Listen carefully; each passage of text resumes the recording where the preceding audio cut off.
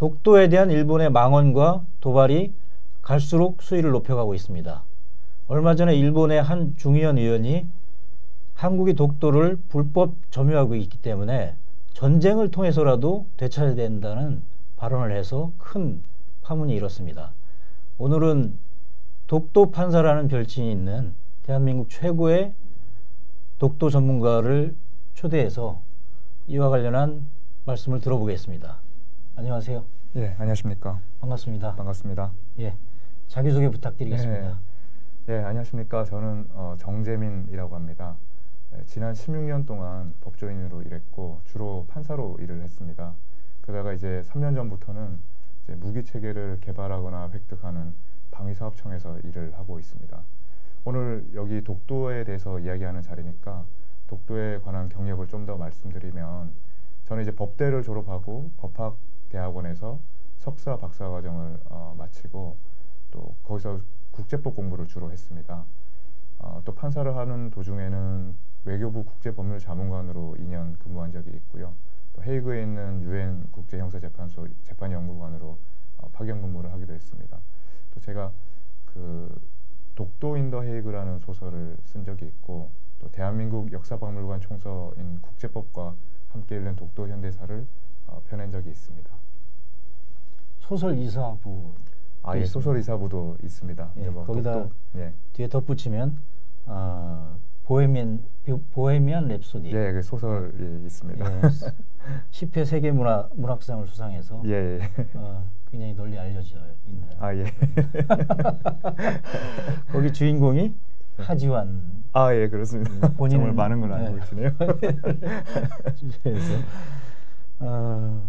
독도에 대해서 어떻게 관심을 갖게 되셨나요? 예, 제가 법무관 때 국방부에서 근무를 했습니다. 이제 국방부에서 다른 법무관실이나 보통 이제 군 검사나 군 판사로 근무하는데, 저는 이제 혼자 국제협력관실에 한 자리가 있었습니다. 그래서 거기서 근무를 했었는데, 그때 국방부 장관님께서 독도 특위에, 국회 독도 특위에도 참석을 하셨습니다. 이제 그러면 독도 영유권 답변은 이제 좀 국제법적인 문제니까 저보고 써보라고 해서 제가 쓰게 됐습니다. 근데 그 전까지는 독도 문제가 아주 간단하게 그냥 독도는 우리 땅이다 이렇게 해서 말만 하면 될 줄 알았는데, 막상 본격적으로 들여다보니까 굉장히 생각보다 복잡했던 겁니다. 그래서 뭐 국제법적으로도 복잡하고 역사적으로도 복잡하고 외교적으로도 복잡하고, 그래서 좀 밤늦게까지 공부를 한 적이 좀 많았습니다. 근데 이제 공부를 다 하고 보니까 이제 그게 공부한 게 아까워가지고 이제 그 전역을 하면서 이거 책을 하나 좀 써보고 싶다. 그래서 독도에 대해서 좀 더 복합적인 시각으로 보관으로 이 문제를 좀 보는데 도움이 되지 않을까, 이게 그 소설로 구성을 하면. 그래서 제가 이제 쓴 것이 독도 인 더 헤이그라는 소설이었습니다. 근데 이제 그거를 좀 재밌게도 이제 한 몇 년 뒤에 우연히 외교부 국제법률국장이셨던 이기철 전 대사님께서 보시고는, 또 이제 뭐 거기 외교부 그때 장관님께도 말씀드리고 해서 저를 만나서 외교부에서 같이 일을 좀 해보는 게 어떠냐고 제안도 하셔가지고, 그때 이제 전례 없이 제가 2년 동안 판사 신분으로 외교부 본부에 파견돼서 독도 법률 자문관으로 근무를 한 적도 있습니다. 뭐 그런 과정에서 책으로 못 배웠던, 또 현실적으로 어떻게 독도나 독도를 둘러싼 한일 관계가 어떻게 돌아가는지를 또 이제 배울 수 있는 기회도 얻고 그랬었습니다. 독도 인 더 헤이그를 쓰는 데는 시간이 얼마나 걸렸습니까? 저는 그거 한 6개월이면 쓸 줄 알았는데요. 막상 써보니까 이제 뭐 소설 경험도 많이 없고 해서 다 합쳐서 한 3년은 걸렸던 것 같습니다. 초안을 완성하는데. 예.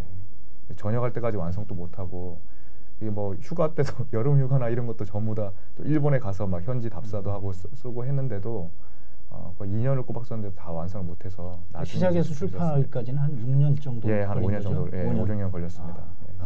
그 반응은 어땠습니까?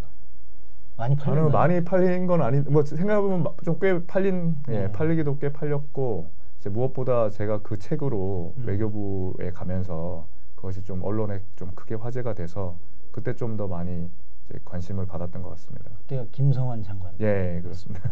저도 외교부 출입하면서 그때 기자님도 처음 뵙고요. 만나게 됐습니다. 구독과 좋아요 버튼을 눌러주세요.